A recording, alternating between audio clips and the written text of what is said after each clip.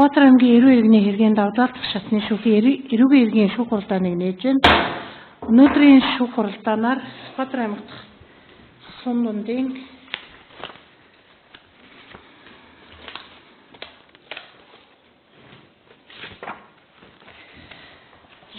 анхан шатны шүүхээ 25 оны 3 сарын 10-ны өдрийн 77 дугаартай шийдэх тогтоолтой шүүгдэгч ган хуйг толгодох эрүүгийн иргэийг хяналтсан нарийн мэдээлэл танилцуулаад бусдын сууж олно.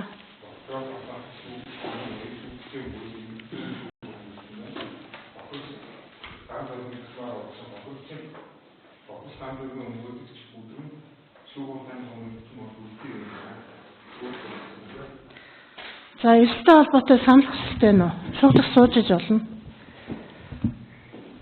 Прокурор. За юуны өмнө та бүхэнд өнөөдрийн мэндийг хүргье. За Хяналтын прокурор Ууган Бат бол энэ иргэний анх шатны шүүх хуралдаанд оролцсон. Улаанбаатар хотод сургалттай байгаа учраас миний үе томилтоор оролцож байгаа эрсдэлтэй холбоотой тусгаалan гарах санал байхгүй. За шүүгдэгчийн өмгөөлөгчд эрсдэлтэй холбоотой санал хүсэлтэй нь санал болгоо. Хохирогч ган зоригт санал баг.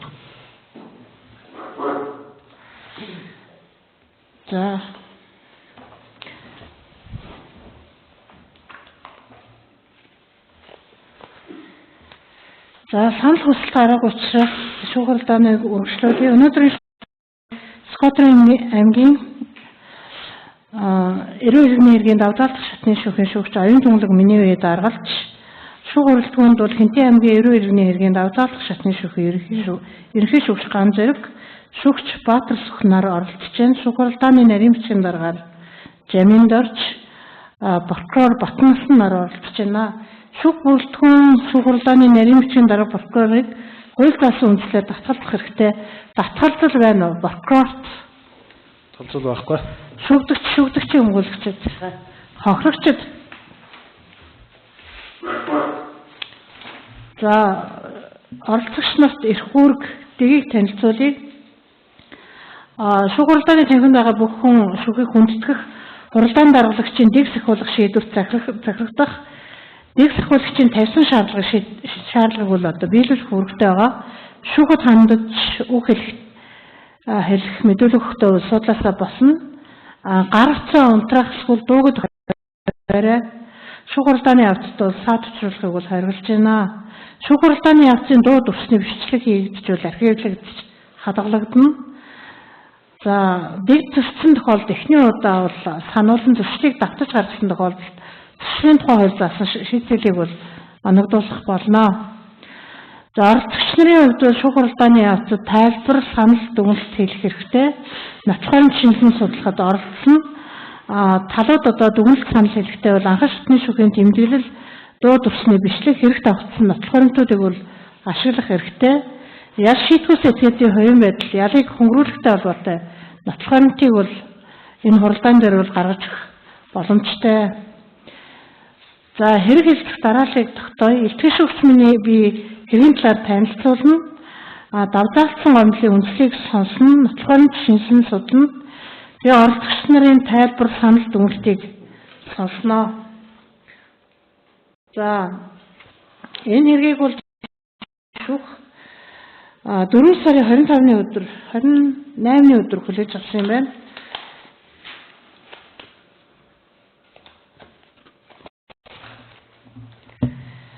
За шүүгдэгч ган хуйг нь бол 78 онд төрсөн 47 настай, эрэгтэй, дээд боловсралтай, дулааны инженер мэргэжилтэй, хувийн хөдөлмөр эрхэлдэг, ам бол 8, баруун цэмийн 6 дугаар дөрвөлжийн 6 дугаар багт овшин судагтай, одоогоор бол Улаанбаатар хотын хан уул дүүргийн 11-р хороонд оршин сууж байгаа юм байна. Тэгээд урд нь Тусгай аймагт Сун дундын эрүүгийн иргэний анхан шатны шүүхийн 20 оны 233 дугаар шийдэх тогтоолоор эрүүгийн тусгай ангийн 11/6-гийн нийт гишүүн заснаар 500 мянган төгрөгөөр торгох ялаар шийдвэрлэж ирсэн ийм хүн байна.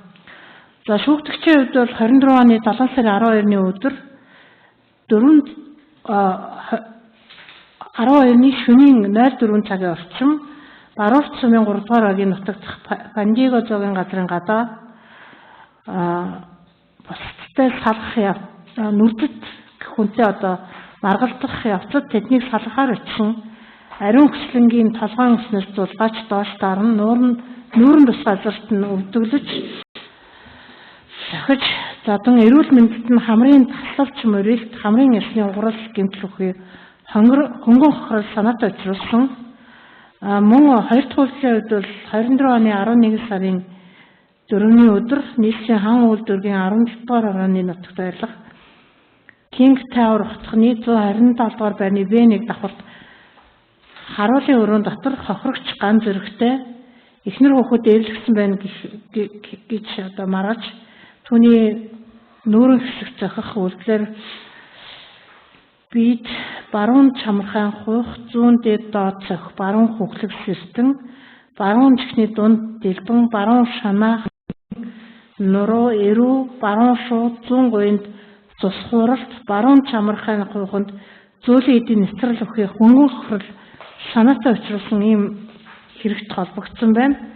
Прокуророос түүний үйлдэлийг эрүүгөөлийн тусгай ангийн 11 2 дугаар зүйл зааснаар хүндрүүлэх бүрэлдэхүүнтэйгээр хүний эрүүл мэндэд хөнгөн хохрол учруулсан гэж үзэж одоо энэ зүйл зааснаар бол хэргийг зөвлөж яллах дүгнэлт үлдэн хэргийг одоо анхан шатны шүүхээс шилжүүлсэн. Анхан шатны шүүхээс түүнийг шүүгдэгчийг хүндрүүлэх нөхцөл байдалтайгаар 2 хүний эрүүл мэндэд хөнгөн хохрол санаатай учруулсан буюу эрүүгөөлийн тусгай ангийн 11-6-гийн 2 дахь хэсэг заасан гэмт хэрүүгийн үйлчлэн гэм буруутай тооцож 1 сая төгрөгөөр торгох ялаар шийдэгсэн байна. Торгох ялыг бол 3 сарын хугацаанд хэсэгчлэн төлөхөөр тогтоолсон. Энэ хугацаанд шүүхээс тогтоосон хугацаанд биелүүлээгүй бол 20 ялаар шалхахыг мэдгдсэн байна.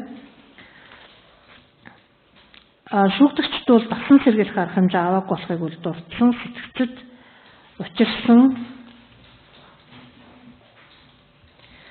Сэтгцэд учирсан гим орын хохиролд бол 3 сая 300 мянган төгрөгийг гаргуулж хохирогч ариун хүслэнд олохоор шийдсэн. Ариун хүслэнгийн эмнэлгийн тусламж үйлчилгээ үзүүлсний төлбөр 247,546 төгрөгийг гаргуулж Сүхбаатарын эмнэлгийн эрүүл мэндийн даатгалын хэлтсэлд төлөвлөхөөр шийдвэрлсэн. Мөн ариун хүслэн ган зөрөг нарны тухайн гэмтлийн улмаас өөрчлөгдсөн эд хөрөнгийн буюу хохирол буюу инсулигэний болон бусад зардлыг нотлохоронтой бүрдүүлэн цаашид иргэний эрүүл шүүхэд хянан шийдвэрлэх журмаар тус шийдвэрлэх хэрэгтэйг дурдж шийдвэрлсэн байна. Хохирогчийн өмгөөлөгч бол давдаалт гомдол гаргасан. Тэгээд гангуйг нь хохирогч ган зөрөгтэй эхнэр хүүхдээ эвлэгсэн байна хэмээн маргаж түүний нүүрэн тус газарт уул зохиж хөнгөн хохирол санаатай учруулсан. Түүний хохирогчийн сэтгэл санааны гим орын хохирол бол 2 дугаар зэрэгээр тогтоогдсон байхад тус шүүхээс сэтгцэж учирсан гим орын хохирлыг гаргахгүйгээр шийдвэрлсэн. Шүүх нэг талыг барьсан гэж үзэж давдаалт гомдол гаргаж чинь гэсэн ийм гомдлыг бол гаргасан байна. За давдаалт гомдлыг уншиж танилцууллаа. Оролцогч нарт хэрэгэж шинжлэх судлах нотлохоорч бий юу? Баггүй. За юу яа. Хохирогч ган зөргийн шүүх хуралдаанд өгсөн мэдүүлгийг унших сонслоор тэмдэглэдэг. Өөрөөр хэлбэл юу яасан? Ангийн эхнэрийг дотсны улмаас одоо цагаан шитгэл хүлээсэн гэдэг талаар хосын тэмдэглэлээр сурсан байна.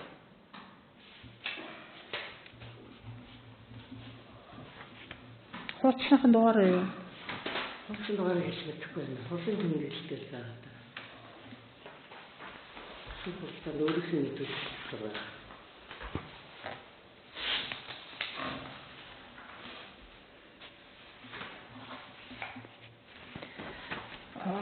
Хоёрдугаар хавцны хэргийн 2 дугаар хавцны 69-71 дээр хохирогч 69-70 дээр хохирогчийн хэлсэн зүйлийг бол хурдааны тэмдэглэлд бичсэн байгаа.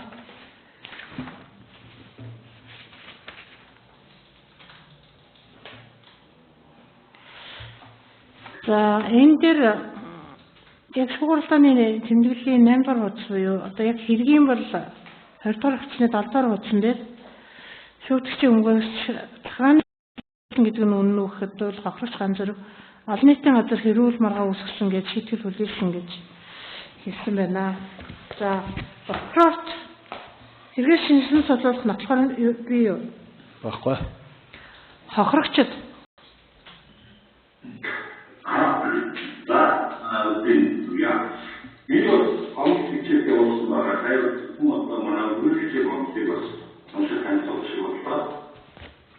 тэгээд бас шүүх хугацааны үед бас хааны болоод биросоо энэ наваа замхийсэн бас энэ гэдэг шүүх хугацааны үед байгаа гэдэг нь баггүй бараг шүүх хугацааны дээр болоод гэсэн юм тэгээд өсөсөн байдлаар хэлээ.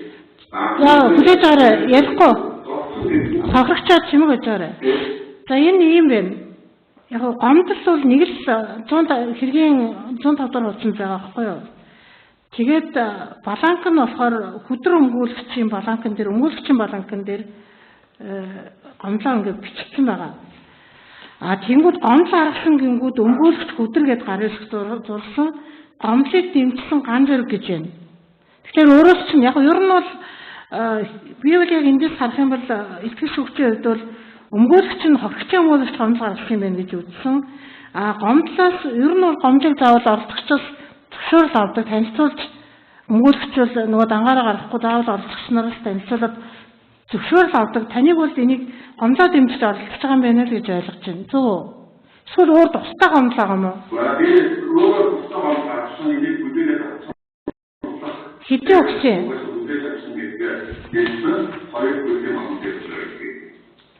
Энэ хэрэгт байхгүй байна.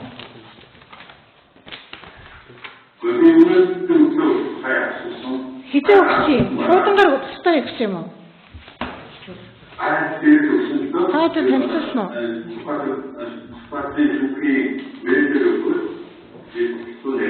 За түр юу яах вэ? Сонсож авчих уу? Би хоёр гурав гарсан. За гэрээс үлдээд авцаа гэж юм байна. Яагаад тусгайг яалтаа оруулаад өгчих гэдэг. Тэр гомдлоо, хөрчин гомдлоо энэ хэрэгт байхгүй байна.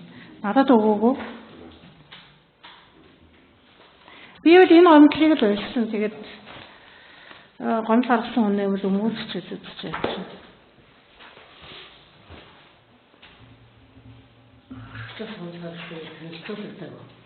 Над бол танилцуулдаггүй.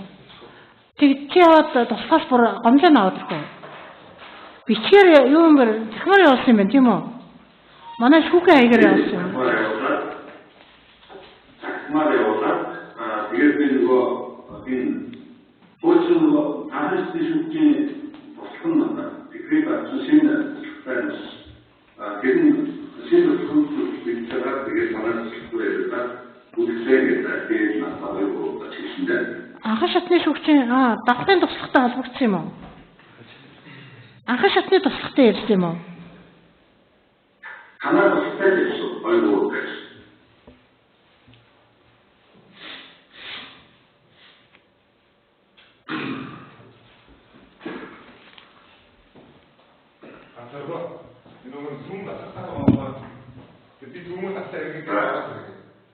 Хугацаанд нэг 20 минутын хугацаатай байгаа. Угаасаа хугацаатай нэг 20 минутаар 23 минут болчихсон юм тий.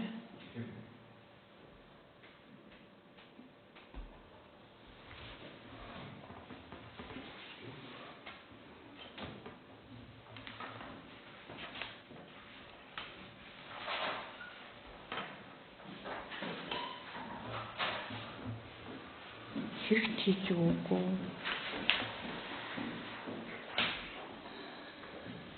Надад энэ гурван шил сонсож байна. Баярбаатар гэж явж шүү. Ахашт руу өгсөн юм.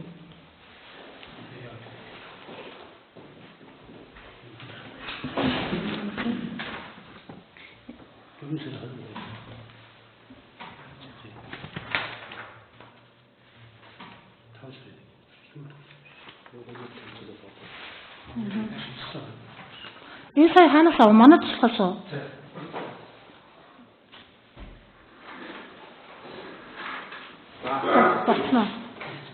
За шүүх хуралдаанаа үргэлжлүүлье.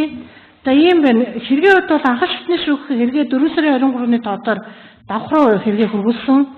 Энэ бичиг болохоор анхаас шатанд хэрэг тасрагдаагүй 5 сарын 1-нд анхаас шатны шүүгч энэ Баярбаатарт гээд шүүгчид анхаас шатны шүүгч рүү өгсөн байна.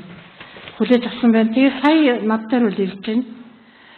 Тэгэхээр ийм байна. Гомдын хувьд бол огноо 4 сарын 13 гэсэн огноот явж байгаа. Тэгээ би уншиж сонсгоё. Сүхбаатар аймгийн 90 иргэний хэргийн давзаалт шатны шүүхэд гомдол гаргах нь гэдэг.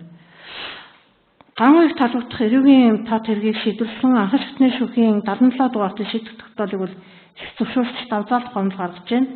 Ган хуйг нь миний тухайн мэдээллийг байрны сүүхийн ажилтнаас авч мөн арднаа өдөр ган хуйг хаягнаас Facebook хаягаар хайж гэмтэл учруулахад зарлан ус хонзонгийн хэдэлтээр санаатай өдөрчн төлөвлөж миний бид хамгаалах чадваргүй байх үед араас 10 гаруй удаа цохиж баруун чамархан хуух зүүн дээд доод зовх баруун хөглөг систем баруун чихний дунд дэлбэн баруун санаа хамрын нуруу эрүү баруун шуу зүүн гуйн цус хуралт баруун чамархан хууханд зөөлөн эдийн гэмтэл учруулсан миний эрүүл мэндэд санаатай халдсны дараа зураг бичлэг хийж нийтийн сүлжээнд зоцноо гайхуулж тухайн бичлэг зураг байршуулж тухайхан дарамжилсан мөн удаа дараа утсаар залгаж мессеж чинь данлсан байдаг. Ган хуйг нь 20 оны 12 сарын 17-ны өдөр анхаас шатны шүүхээс эрүүгийн 11-ийн 6 дугаар зүйлийн нэгтгэх зааснаар яс шийтгүүлсэн ариун хүслэн болон миний эрүүл мэндэд тохирол учруулсан мөн гэмээ ухаарахгүй шүүх хуралдааны танхимд шүүх хурлын үеэр намайг данлуулж байхад үл тоон 11 эрүүгийн хуулийн 6-гийн 6 дугаар зүйлийн 1-2-т энэ хуулийн тусгай ангийн нэг бүлэг заасан санаатай гэмт хэргийг 2 түүнээс дээш удаа үйлдсэн гэх заалтыг ашиглахгүйгээр эрүүгийн хариуцлага хүндрүүлэх нөхцөл байдлыг тогтоогоогүй зөвшөөрөх байна. Энэ миний бие ганц зэрэг нь мөрдөн байцаалтын шатнд хохирогчоор тогтоогдсон бөгөөд энэ гэмтэргийн улмаас надад 2 дугаар зэрэглэлийн сэтгцэд учирсан хор уршиг тогтоосон мөрдөгчийн тогтоолын дагуу холбогдогч ган хуулиас гаргуулахаар нэхэмжилж өөртөөс холбогдох баримтуудыг гаргаж өгсөн боловч шүүхийн шийдэх тогтоолоор холбогдогч ган хуулиас тохирол төлбөр хохирогч надад олохгүйгээр шийдвэрлсэн үндэслэн гэж үзэж байна.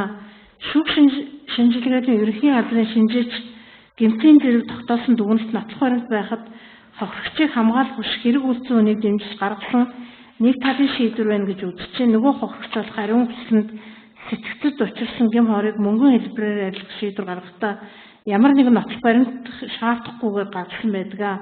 Иймд дээрх шүүхийн шийдэх тогтоолыг давзаалдах шатны шүүх хуралдаанаар хянаж хохирогч намайг хохирлгүй болгож өгнө гэсэн ийм зүйл гаргасан байна.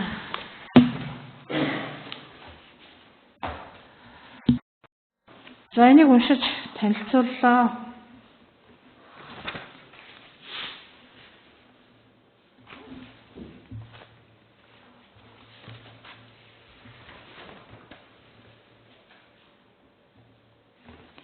За өөр хэрэгэл шинсэн судлалт нотлохоор бий юу?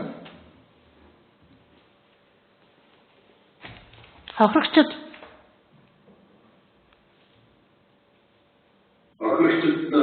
саяхан шүүхийн үгс маань багсан гэдэг юм би өөртөө за юу илүү тайлбарвал одоо яг болохгүй. Хохирогчоо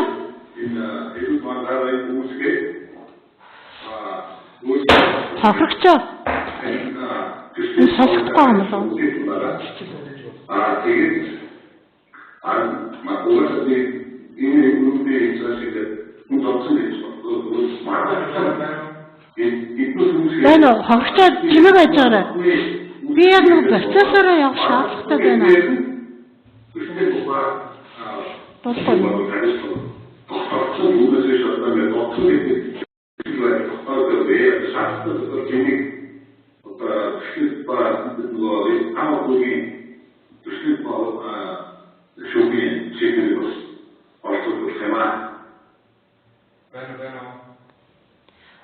Шинжлэх судлуулахдаа хан уулын шийдвэр юу шинжлэх судлуулъя гэж байна уу? Гаргаж байна. Юу болох вэ?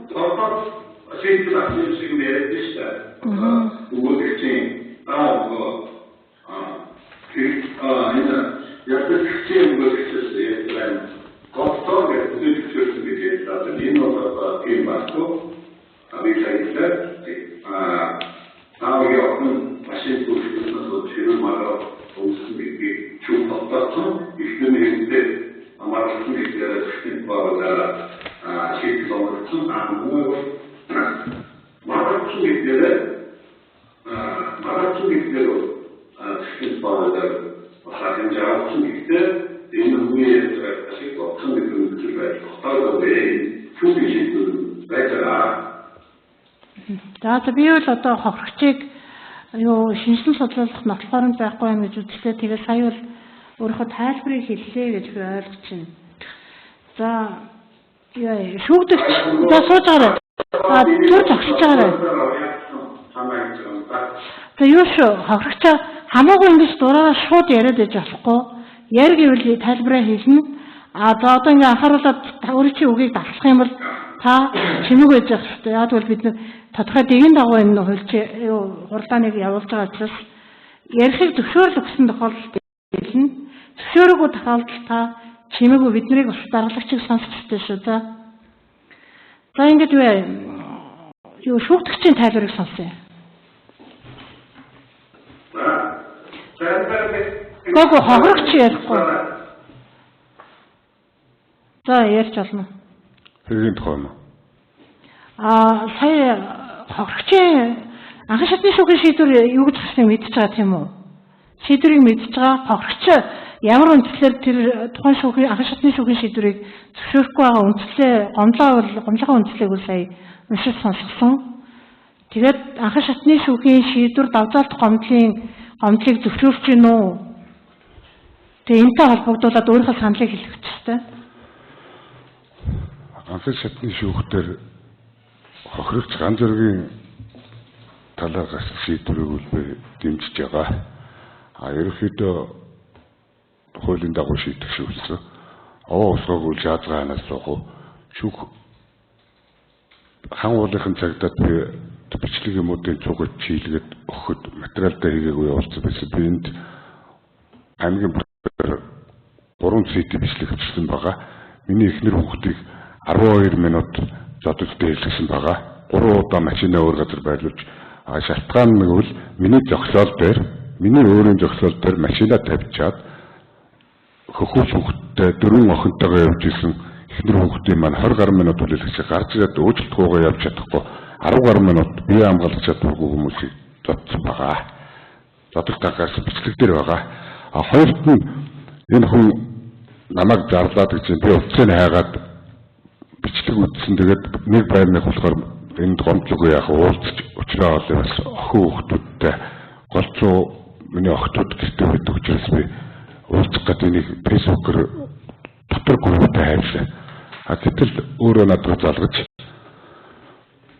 би завгүй байна алан шалан хөдөөний чи Сүхбаатар аймгийн уяач юм байлаа гэж хэлчихэд 2 хоногийн дараа энэ хүн гинтрээ ороо надад залгах 6 цаг лөө 5 цаг өнгөрч байгаа. Гараад ирэхэд тэгээ би эхнэртэйгээ гараад утсан бичлэг ухрааж үзэх гэтэл хажууд нэг залуу байсан адилхан хүчтэй. Тэгээ би анзаарсан та дүүтэйгээ зодох гэж ирсэн юм лээ. Нөгөө өмнө хэлснээр хөдөөний уяач би чамайг үсч заалнаа. Танах 121 тоод байдаг. Чиний зогсоолыг мэдэн чиний машинуудыг би байнга гүмүүлнэ гэсэн. Ингээд тэрнийхээ дагуу ирсэн. Тухайн үед сая ярьдгаар бол тэр 10-аад зохих мох ямар ч тийм завж гараагүй. Би нэг удаа зогсон. Үнэн. Тэгээд эдний дүү болон өөрөө надад удаадараа зогсон. Мэдээж гуруулаад энэ хоёр хүн хөдлөхгүй зогсоод надад тэгж 10 удаа зохиолно гэж хэлж байхгүй. Өөрөө угаасаа иймэрхүү хүн байлаа. Би фэйсбүүкээр судалсан. Тэгээд би ч одоо 7 охинтой хэлтэйгээ ээжтэйгээ байдаг ганц эх хүн байгаа. Тэгээ охтууд маань тэнд ингээд суусайлж явдаг, би ирж ичдэг. Энэ нөхрөөс бол маш их айж байгаа. Саяхан ч хүртэл манайд одоо өмгөөлөгч рүүгээ 5 сарын 6-ны өдөр зураг явуулсан байгаа. Өмгөөлөгч маань үзээгүй байлаа, байрлал нь явуулсан байгаа. Саяхан манай зогсоо нөгөө энэний мэд дотор байсан миний охины машиныг бүр ингээд тойруулаад зурчихсан. Бүр тойруулаад зурчих. Одоо надад утсан дээр зураг нь байгаа. Би бол энэ үе шиг их олон гомд өгөөгүй. Гэтэ ийм муухай юм хийчихэд эмэгтэй хүмүүсийг өөрөө ихнэр хөвгдгүй юм шиг тэр олон эмэгтэйнийг зодод гаранталчаад одоо ингээд худлаа хараа тэгээд сэтгэл санааны хохирол яриа зогсчиход би бүр гайхаад гомдолтой байгаа. Би бүр сэтгэл санаагаар хохирсон. Энээс хойш манай хүүхдүүд хэд хоног унтаж чадгаа биш. Би ихнэр хүүхдүүдээс гаранталдаг хүн биш. Манай хүүхдүүд ааваагаа шин бахраа босоод төгссөн. Энээс бүр амар айсан. Сэтгэл бичлэг дээр хүртэл яаж ойлж байгааг нь таав харсан байлгүй. Үйлдэл ээжээгээ чигээд полистэй ахаа гэдэгт энэ хүн удаа дараа тахгүй жигээд байсан байрнаас машинаа холдуулж гаад өөр газар очиж гарч ирдэг чиггүйгээр гараад ирдэг. Яасан гэхээр танаа машин хаана? Одоо машинаа авчир тав. Одоо авчир тавьсан дээгүүр би та нарыг дараа машиныг ирэхээр эвдэнэ. Та нарыг ална. Би бол хуульч хүн. Энээс хуульч гэж яддаг. Сөөхөд ч надад би ихнэр хүүхд орж ирээд энэ яраас бүжгээд бичлэг үзэхэд сүүхий ажилчиж ирсэн. Энэ өмнө нь 2 удаа ингэж тэрэгцтэй хүнийг нэг зодсон. Нэг удаа бас нэг эмэгтэй хүний зогсоол дээр машинаа тавьчаад өөрөө тэр дор зогсоолгүй юм байлаа.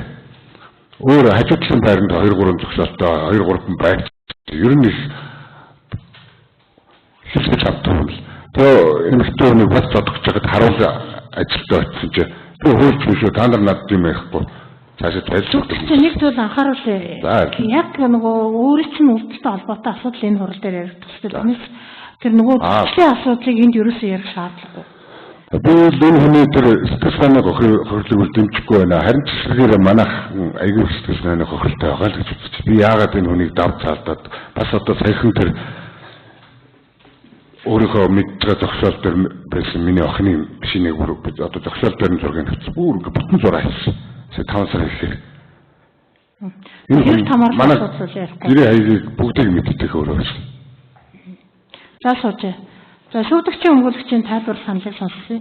Хамт хэлэх үү те? Санаа. За.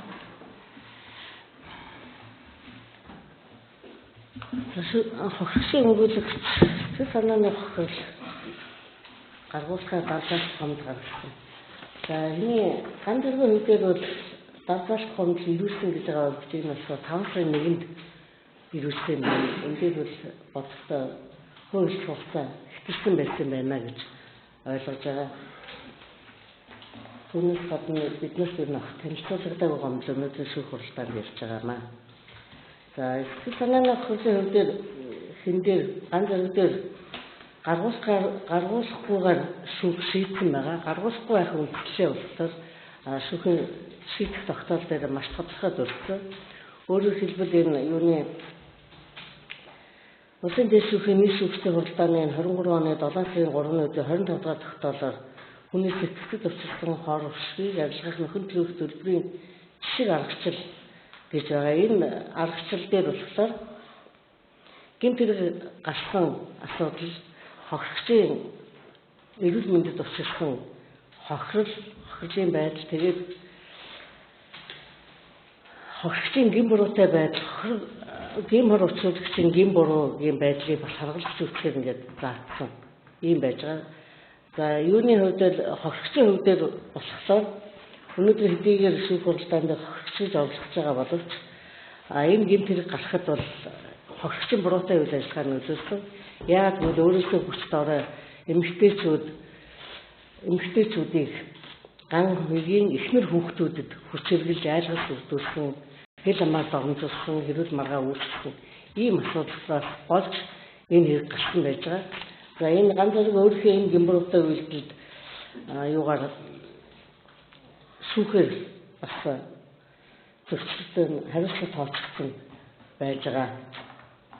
Тэгэхээр бол энэ хэрэг гарсан шалтгаан нөхцөлийг харгалзаад мөн одоо хохирцод учирсан хохирол түүний гэм буруутай байдлыг бас харгалзаад шүүхвэл ган зоригт юу гэм сэтгэл учирсан хохирлыг төлөвлөхээр тогтоогоогүй. За энийг бол шийдэх тогтоол дээр заасан гэж үзлээ.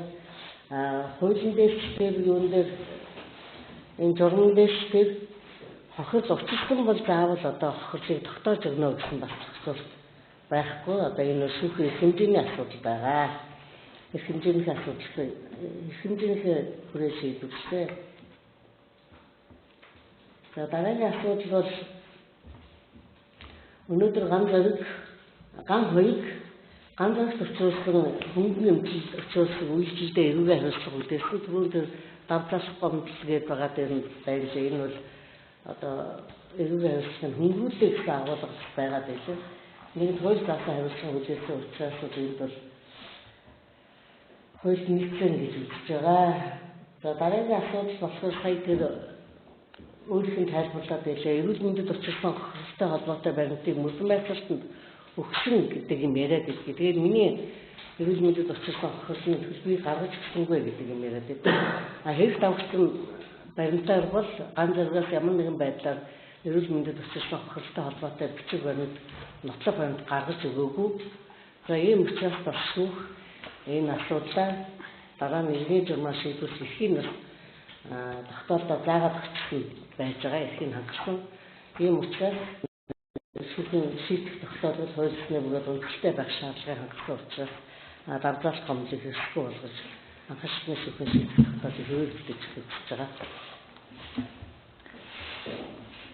За хохирогч нэмж хэлэх зүйл юу? Хамзөрөгч. Нэмж хэлэх зүйл бий юу? Өөрт чинь нэмж хэлэх зүйл бий юу? Тий, тайлбараа хэлж болно.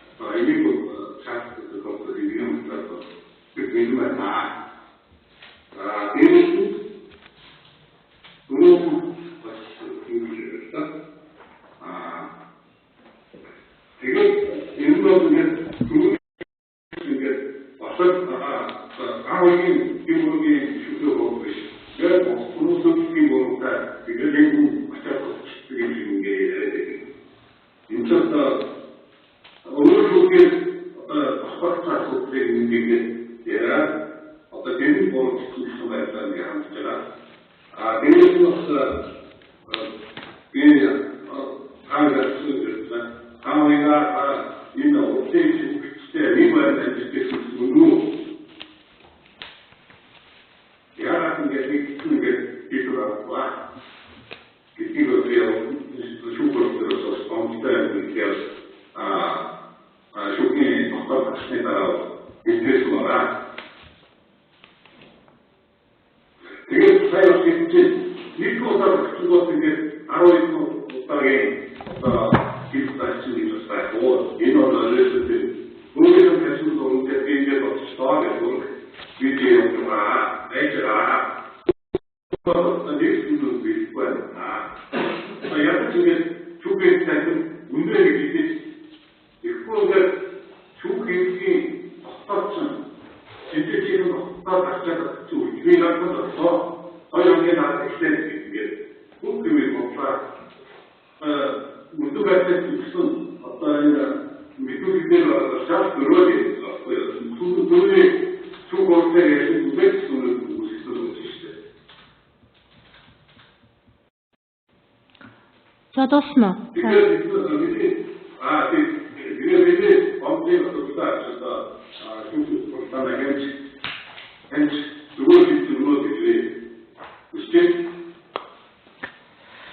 За прокурорын тайлбар дүгнэлтийг сонсъё. За хохирогчийн гомдол, за хохирогчийн мөнгөлөгчийн гомдол, за мөн оролцогчдын тайлбар дүгнэлтүүдийг сонслоо. За хохирогч ган зүрэг нь эрүүгийн хуулийн 6 дугаар зүйлийн 1-2-т заасан. За нэг бүлэгт заасан 2 гэмтрийг үйлдсэн бол энэ хүндрүүлэх эрүүгийн харилцааг хүндрүүлэх нөхцөл байдал болно. Хүндрүүлэх нөхцөл байдлыг анхны шүүгууралдаар тогтоож шийдэхэд бол тусгаагүй гэдэг зүйлийг гомдолтой дурдсан байна. За тэгэхээр энэ тухай тайлбар хийхэд бол энэ хэргийн тухайд бол за эрүүгийн хуулийн ерөнхий ангийн 6 дугаар зүйлийн 1-2-т заасан энэ хуулийн тусгай ангийн нэг бүлэгт заасан санаатай гэмтрийг 2 түүнээс дээш үйлдсэн гэдэг энэ хүндрүүлэх нөхцөл байдал бол байхгүй байна гэж үзэж байна. За өөрөөр хэлбэл энэ эрүүгийн хуулийн 6 дугаар зүйлийн 2 дахь хэсэгт за энэ хуулийн тусгай ангид хүндрүүлэх нөхцөл байдлыг гэмтрийн шинж болгон заасан тохиолдолд эрүүгийн хариуцлагыг хүндрүүлэх нөхцөл байдал тооцохгүй гэж тусгаал зааж өгсөн. За эрүүгийн хуулийн 11 6 дугаар зүйлийн 2 дахь хэсэг өөрөө энэ хэргийн зөвлөлтийн тухайд за эрүүгийн хуулийн 11 дугаар зүйлийн 2-6-д заасан 2 түүнээс олон хүний биед гэмтэл учруулсан гэдэг энэ хүндрүүлэх шинжээр бол за эрүүгийн хуулийн 11 6 дугаар зүйлийн 2 дахь хэсгээр зөвчжээ. Өөрөөр хэлбэл за энэ 2 хохирогчийн эрүүл мэндэд хөнгөн хохирол учруулсан энэ үйлдэл нь бол энэ гэмтэргийнхаа шинж болоод ингээд заагдсан учраас энэ үеийн тухайд хүндрүүлэх нөхцөл байдал байхгүй байна гэж ингэж үзэж байна. За дараагийн дугаарт нь бол сэтгцэлчсэн хор уршийн за зэрэглэл бол 2 дугаар зэрэглэлээр тогтоогдсон ингээд хохирогчийн гомдол за хохирогчийн өмгөөлөгчийн гомдол аль алин дээр нь байгаа. За энэ зэрэглэл бол 2 дугаар зэрэглэлээр тогтоогдсон. За